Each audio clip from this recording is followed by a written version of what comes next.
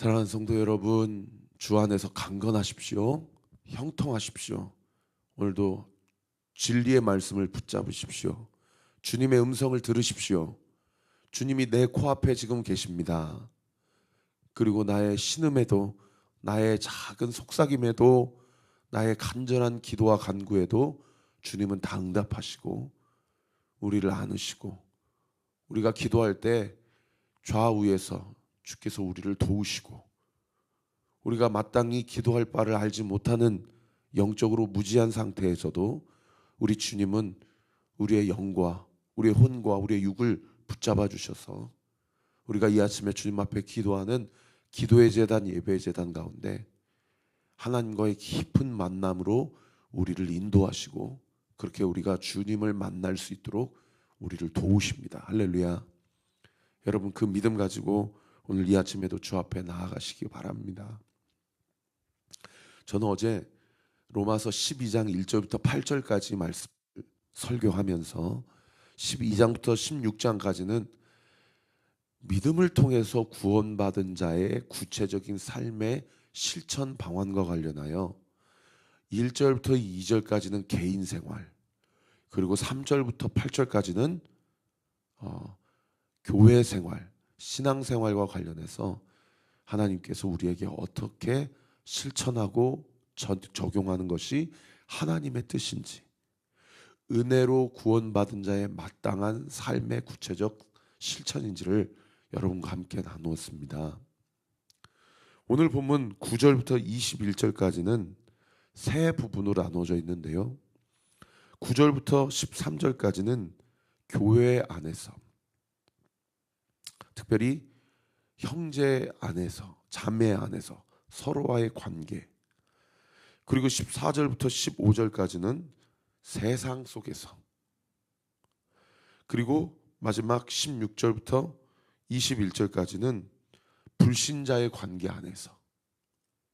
그러니까 다시 얘기하면 오늘 큐티 본문 9절부터 21절까지는 다 관계를 어떻게 실천하고 적용할 것인지, 그것이 교회 안이든 아니면 교회 밖이든 세상 속이든 네가 어떤 곳에 처해 있든지 간에 사람과 사람 사이의 관계를 어떻게 설정을 하고 그 사람을 대하고 그 사람을 대접하고 그 사람과 함께 더불어 사는 세상, 함께 더불어 세워가는 교회, 또 함께 더불어 세워가는 가정, 사람과의 관계를 어떻게 구체적으로 실천하며 적용해야 될 것인지를 이야기하고 있는 그런 본문이라고 이해를 하시면 되겠습니다.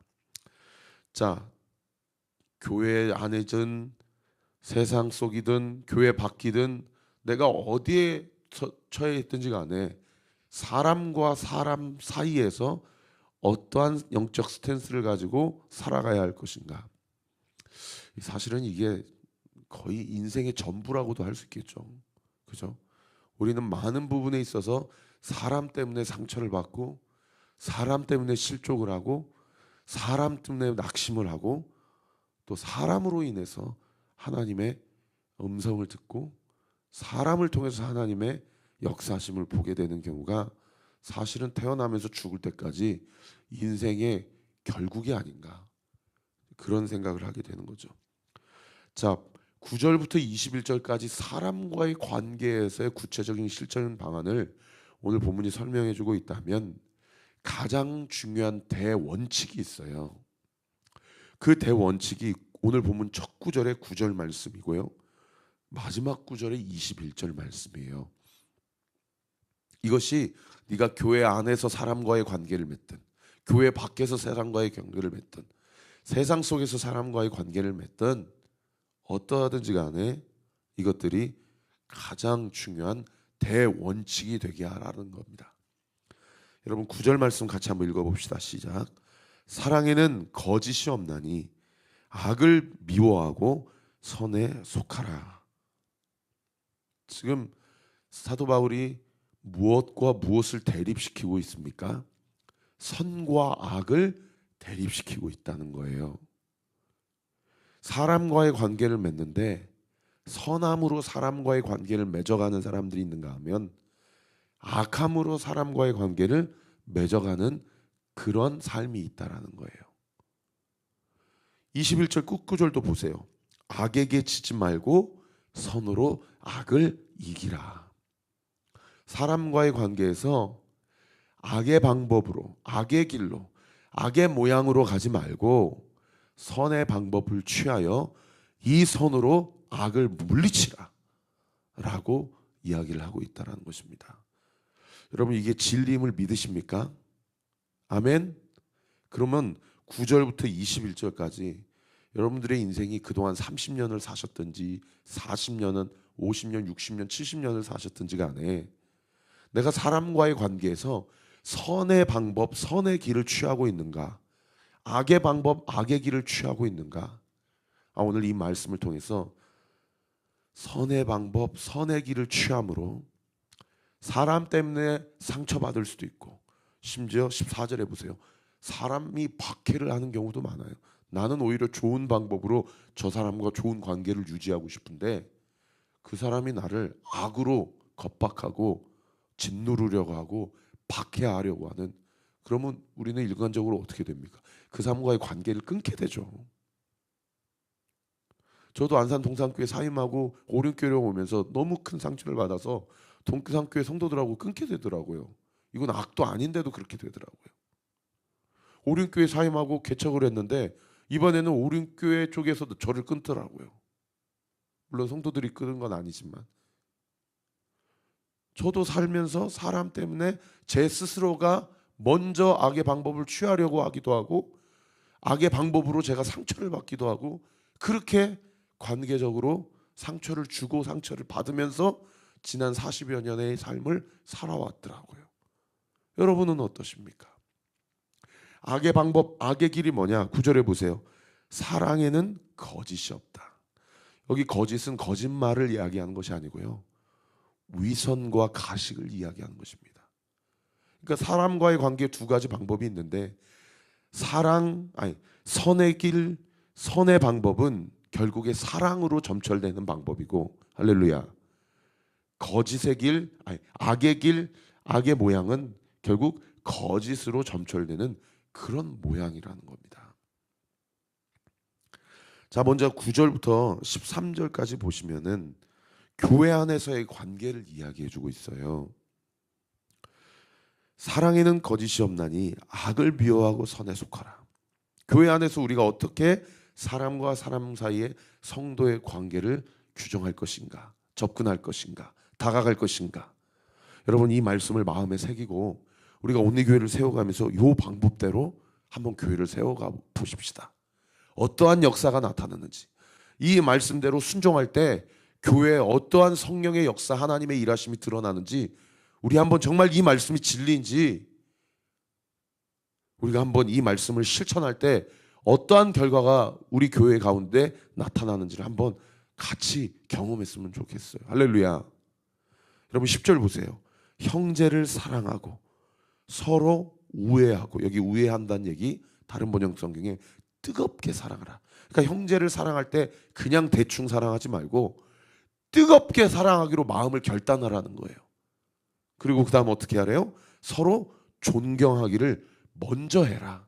네가 존경만 할 짓거리를 하면 내가 존경할 게가 아니고 내가 너를 존경하기로 마음을 결단을 먼저 하고 그 사람과 성도와 교회 안에서 관계를 맺어 나가라는 거예요. 어제도 소그룹 모임 하시는데 한 성도님이 그런 얘기 하시더라고요. 리더의 삶이 어떤 삶을 살았는지 제가 정중하게 여쭈었다. 리더의 삶이 쫙 이런 삶을 그동안 살았다고 나한테 얘기해 줘서 이제 비로소 이 사람과 내가 주 안에서 한 가족이라는 것을 느끼게 되었다. 저에게 그렇게 말씀해 주시더라고요. 그러나 이젠 지금 그것이 다는 아니다. 왜? 아직 자기 이야기를 그 리더에게 하지 않았다는 거예요. 여러분, 그 영적인 스탠스가 얼마나 귀합니까? 서로 존경하기를 먼저 하고 사랑하기로 결정하되 그냥 적당히 사랑하는 게 아니라 뜨겁게 사랑하기로 교회 생활하면서 관계를 맺어 나아가 보라는 거예요. 여러분, 이렇게 할 때 우리 교회 안에 어떤 역사가 일어나는지 우리 한번 지켜보십시다. 11절에도 보세요. 교회 안에서 부지런히 사역하고 게으르지 말고 열심을 품고, 여기 열심을 품고의 다른 번역 성경이 뭐라고 번역하고 있냐면 성령과 더불어 너의 열정을 불태우라, 이렇게 번역하고 있어요. 그러니까 나의 열심이 아니라 누구께서 주시는 열심이에요. 주께서 주시는 열심으로 적당히 사역하는 게 아니라 교회 생활하면서 열정을 불태워서 한번 해보라는 거예요. 여러분, 정말 도전되는 말씀 아닙니까?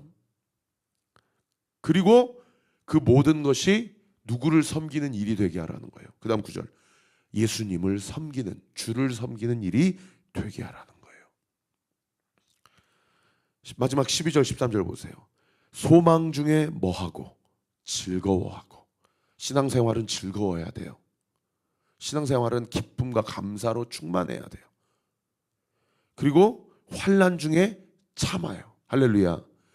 그 즐거움으로, 어제 제가 설교했잖아요. 십자가의 길, 사랑하며 가는 길의 결과가 뭐였다고요? 예수님의 손과 발에 못자국, 창자국이 몸을 찔른 것이 사랑의 결과라는 거예요. 여러분, 누가 사랑하겠습니까? 그렇게 살고 싶은 사람이 누가 있겠어요? 근데 사랑하면 결과가 그거라는 거예요. 무슨 얘기예요?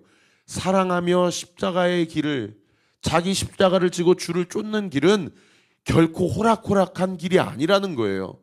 얼마나 많은 박해와 얼마나 많은 고난과 얼마나 많은 상처가 주어지는지 모른다라는 거예요. 그러나 그 길을 의연하게 걸어갈 수 있는 것은, 그 길이 아예 걷지 못할 길이 아님은 우리 안에 하나님께서 그 길을 걷도록 하시는 소망이 있다라는 거예요. 그 소망, 현재 나에게 주어진 고난이 장차 나에게 임할 영광과 좋게 비교할 수 없음을 소망으로 품고 즐거워하며 환난 중에 어떻게 된대요? 인내할 수 있다라는 거예요. 참을 수 있다라는 것입니다. 믿으시면 아멘. 오늘 아침에도 밑에 주차장에서 주차하고 엘리베이터로 올라오는데 저도 모르게 엘리베이터 안에서 제 아내한테, 여보, 나는 이 문제를 내 힘으로 못해. 제 아내가 저한테, 왜 당신이 하려고 그래? 그거 하나님이 하시는데. 그 말이 그렇게 위로가 되더라고요. 아, 그래, 맞다. 내가 하는 게 아니다. 하나님이 하신다. 참 제 아내한테 고맙더라고요. 환난 중에도 참으며, 나는 못하는데, 나는 이 십자가의 길을 걸을 수 없는데, 걷고 싶지 않은데 어떻게 하다 내 인생이 여기까지 왔나? 라고 하면 제가 어떻게 이 담임 목사직을 감당하고 어떻게 제가 이 교회를 세워가겠습니까? 하나님이 하신다. 그 다음 구절 보세요. 기도에 항상 힘써라. 왜요? 하나님이 하시니까. 하나님이 하시라고. 나는 못한다고. 기도해야 되기 때문에 기도의 자리에 나가는 게 아니라 기도할 수밖에 없는 삶이에요. 우리의 삶이. 우리가 풀 수 없는 문제가 얼마나 많이 있습니까? 여러분, 직장생활, 사업 생각대로 됩니까? 목회 제 생각대로 됩니까? 항상 오늘 아침에도 부르짖어야 돼요. 13절 보세요. 성도에 쓸 것을 공급하며 손 대접하기를 힘쓰라. 기도하다 보면 하나님이 생각나게 하시는 사람이 있고, 하나님이 그렇게 하라고 하시는 자꾸 거룩한 부담을 주신다는 거예요. 그러면 나도 내 코가 석자고 나도 한 달 한 달 벌어먹고 살기가 힘든 인생이지만 하나님이 나에게 은혜 주시고 감동 주시면 교회 안에서 어떤 역사가 일어나요? 자기 것을 자기 것이라고 사도행전 2장에 그렇게 주장하지 않고 교회 안에서 서로 물건을 통용하고 서로 나누어 쓰고 부족하지만 콩 한 쪽이라도 나누어 먹는 그런 세상의 가치와 방법으로는 도무지 설명할 수 없는 그런 교제와 나눔과 사랑의 역사가 교회 안에 이루어지게 된다는 겁니다. 여러분, 우리 이렇게 교회를 한번 세워가 보십시다. 14절부터 15절까지 두 번째 단락은 교회 밖에서 어떻게 관계를 맺어야 될 거냐라는 거예요. 14절 보세요. 너희를 박해하는 자를 뭐 하래요? 축복하라는 거예요. 너희를 박해하는 자를 저주하고 멀리하고 관계를 끊어버리지 말고 그 자들을 위해서 축복해라. 여러분, 어떻게 축복할 수 있습니까? 우리 가족도 사랑할 수 없는 내가 사랑하고 싶은 그 사람을 사랑할 수 없는 내가 어떻게 박해하는 자를 축복할 수 있어요? 여러분, 예수 안에 있으면 가능합니다. 할렐루야. 하나님의 사랑이 우리를 강권하시기 때문이에요. 그리고 나를 박해하는 그 자가 그 자 뒤에 어둠의 세력이 있다는 것을 영적인 눈으로 분별할 수 있으면 그 사람을 위해서 축복할 수 있어요. 왜? 그 사람은 불쌍한 사람이니까. 그 사람이 나를 박해하고 저주하고 싶어서 하는 것이 아니라 그 자의 뒷면에 있는 영적인 세계, 소위 공중 권세 잡은 자가 그 사람을 도구 삼아서 나를 박해하는 것을 영적으로 분별해낼 수 있기 때문에 그 자가 불쌍한 사람이라고 고백되어지게 될 수 있고 그 사람을 위해서 기도할 수 있고 축복할 수 있게 된다는 거예요. 여러분, 가정에서 나를 박해하는 남편, 나를 박해하는 아내, 나를 박해하는 자녀들, 직장에서 사회에서 나를 박해하는 믿지 않는 자들을 위해서 여러분, 그 사람 뒤에 어떤 세력과 어떠한 존재가 도사리고 있는지를 영적인 눈으로 보고 분별하고 불쌍히 여기게 되고 기도하게 되고 축복하게 되는 은혜가 있게 되시기를 우리 구주 예수 그리스도 이름으로 축원합니다. 그 다음 구절 보세요. 축복하고 절대 저주하지 말아라. 15절, 즐거워하는 자들과 함께 즐거워하고 우는 자들과 함께 울어라.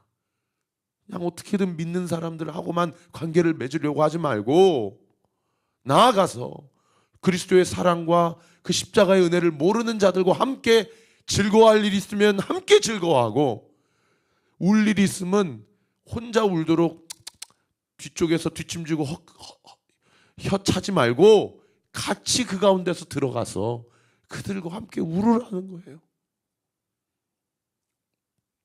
마지막 세 번째 단락 16절부터 21절까지는 불신자들과의 관계를 얘기해요. 물론 14절 15절도 세상 밖에서 그 믿지 않는 자들을 향해서 이야기하기도 하지만은 16절부터 21절까지는 불신자들과의 관계, 그리고 신자들과의 관계를 다 포괄하는, 내가 살면서 만나는 모든 사람들과의 관계를 어떻게 해야 될 것인지를 이야기하고 있는 그런 본문인 거예요. 16절 보세요. 서로 마음을 같이하여. 이거는 신자들, 교회 안에서만 마음을 같이하라는 얘기가 아닙니다. 불신자들도 다 포함한 이야기들이에요. 서로 마음을 같이하여 높은 데 마음을 두지 말고, 이 높은 데 마음, 다른 번역 성경에 교만한 마음이라고 번역하고 있어요. 절대 교만을 품지 말고 도리어 낮은 데 처하며, 다른 번역 성경에 낮고 천한 자들을 벗으로 삼으라 이렇게 돼 있어요. 낮은 데 처하여 스스로 지혜 있는 채 하지 말라. 다른 번역 성경에 절대 잘난 채 하지 말아라. 17절, 아무에게도 불신자들만 이야기하는 것도 아니고 신자들만 이야기하는 것도 아니고 다 포괄하는, 내가 만나는 모든 사람들을 이야기하는 거예요. 아무에게도 악을 악으로 갚지 말고 모든 사람 앞에서 선한 일을 도모하라. 밑에 도움말 보세요. 어떤 일을 이루기 위하여 대책과 방법을 세우라. 여러분, 어떤 일을 위해서 대책과 방법을 세우려면 어떻게 해야 됩니까? 그 사람과의 좋은 관계를 유지해야 되겠죠. 그리고 그 사람에게 있어서 나에 대한 존재감과 인식을 상당히 존경받을 만하고, 상당히 어떤 조언을 구할 만하고, 상당히 인격과 신앙이 성숙할 만한 사람이라고 여김을 받아야 그 사람과 함께 도모를 하더라도 뭘 도모할 거 아닙니까? 일상적인 삶 가운데서 얼마나 삶의 구체적인 태도와 자세가 진실하고 성실해야만 도모도 할 수가 있다라는 거예요. 18절, 할 수 있거든. 그래서 뭐라고 얘기해요? 너희로서는 모든 사람과 함께 더불어 화목해라. 다른 번역 성경에 모든 사람과 최선을 다하여 사이좋게 지내라. 지금 물이 이렇게 떨어지고 있는데 정말 제 혈기로서는 시행사고 나발이고 막 악담을 퍼부으면서 분명히 계약할 때 밝히지도 않고 이렇게까지 모른 채 하고 매일 연락을 하고 전화를 해도 전화도 받지 않고 문자를 보내도 쉽고, 그러니까 제 안에 어떤 고민이 있냐면 어디까지가 젠틀한 것이고 어디까지는 딱 부러지게 요구해야 되고, 그러나 뭘 하더라도 제 안에 어떤 부담이 있냐. 우리는 교회고 나는 목사다. 시행사가 다 알아요. 참 어려운 문제입니다. 그러니까 이 아침에도 저는 기도하지 않을 수가 없는 거예요. 여러분, 제가 늘 교회를 위해서, 누수를 위해서 기도하라 라고 하면 여러분들은 얼마나 저만큼 교회를 사랑하는 마음으로 기도하십니까? 그 시행사와 저와의 관계 가운데 그 사람이 교회를 다니는 사람이든 아니든 할 수 있거든 모든 사람과 더불어 화목하라라는 이 말씀을 저는 어떻게 받아들이고 우리 교회 성도들은 어떻게 받아들이고 지금 이 문제에 대해서 구체적으로 대응을 해가야 됩니까? 기도해야 돼요, 여러분. 하나님께 구해야 돼요. 그분들의 마음을 바꿔달라고.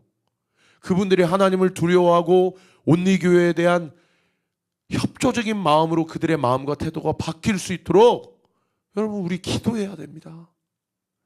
그래서 관계도 나빠지지 않고 구체적인 방안과 대안도 마련되고 합의가 되도록 기도해야 돼요. 19절, 내 사랑하는 자들아, 너희가 친히 원수를 갚지 말고 하나님의 진노하심에 맡기라. 억울한 일을 당해서 내 원수가 된 사람, 그 사람에게 저놈 한번 두고 보자 하고 원수를 갚는 것이 아니라 그 원수 갚음을 누구에게 맡기라고 해요? 그 다음 구절 보세요. 기록되었을 때 원수 갚는 것이 누구에게 있으니? 내게 있으니 하나님께 있다라는 거예요. 할렐루야. 내가 갚으리라고 주님께서 말씀하셨느니라. 신명기 32장 35절 말씀을 인용해서 너 절대 억울한 일이 당해도 네가 스스로 네 손에 피 묻히지 말아라. 너는 그저 기도해라. 원수는 내가 갚는다. 선악 부지불식간의 모든 판단과 심판은 내가 한다.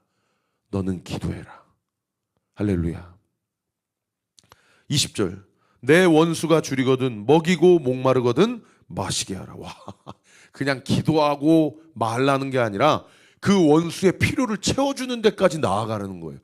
여러분, 우리 이렇게 할 수 있을까요? 이렇게 해야만 합니다. 왜요? 말씀이고 명령이기 때문에.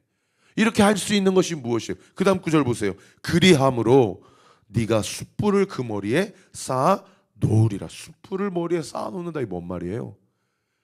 원수를 갚는 것을 하나님께 맡기고 기도하는 소극적인 태도에서 벗어나서 적극적인 태도로 오히려 원수와 좋은 관계를 맺으려고 화목하고 원수의 필요를 채워주고 목마르거든 마시게 하고 줄이거든 먹게 하면 그제서야 그 원수의 머리에 숯불이 태워져서 원수를 향한 나의 태도와 자세를 보면서 그 사람이 얼마나 민낯이 뜨겁지 않을 수 없겠냐. 그러므로 어떻게 된다는 거예요?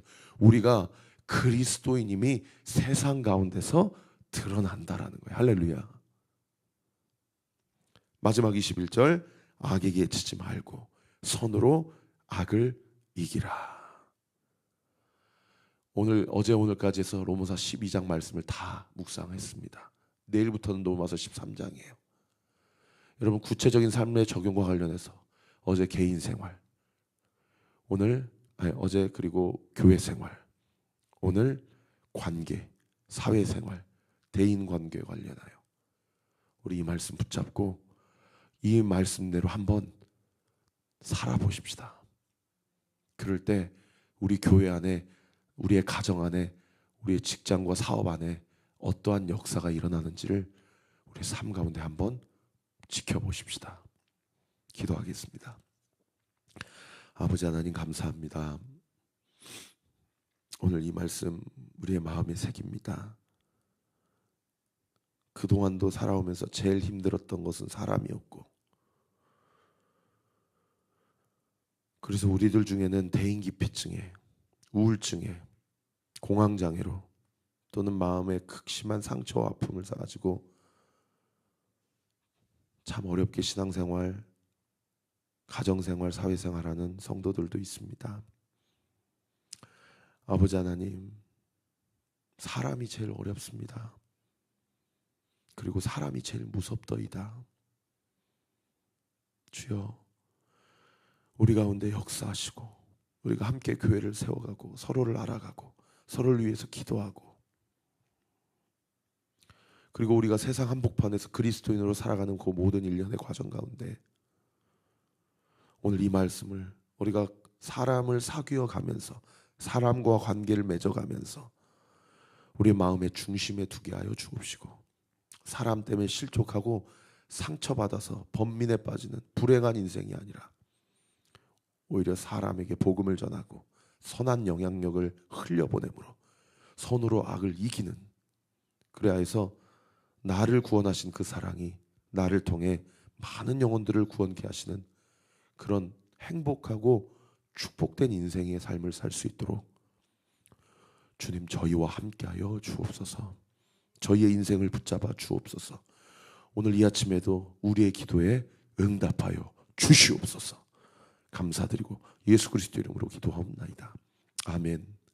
지금은 우리 구주 예수 그리스도의 은혜와 하나님의 사랑과 성령 하나님의 위로 교통 충만하심이 오늘 교회 안에서 또 교회 밖에서, 교회 안과 밖에서, 신자 사이에서, 불신자 자 사이에서 어떠한 영적 스탠스와 구체적 실천을 가지고 살아가기로, 분명히 하나님의 말씀 앞에 이 말씀대로 한번 살아보겠노라고 주께서 나와 함께 하시니 하나님 영광을 받으소서. 주 앞에 기도하며 간구하며 나아가기로 일단하는 우리 사랑하는 온내교회 모든 성도들 머리머리 위에, 우리 교회를 위해 기도해 주시는 모든 기도의 동역자들 위에 지금부터 영원토록 함께 하시기를 간절히 축원하옵나이다. 아멘.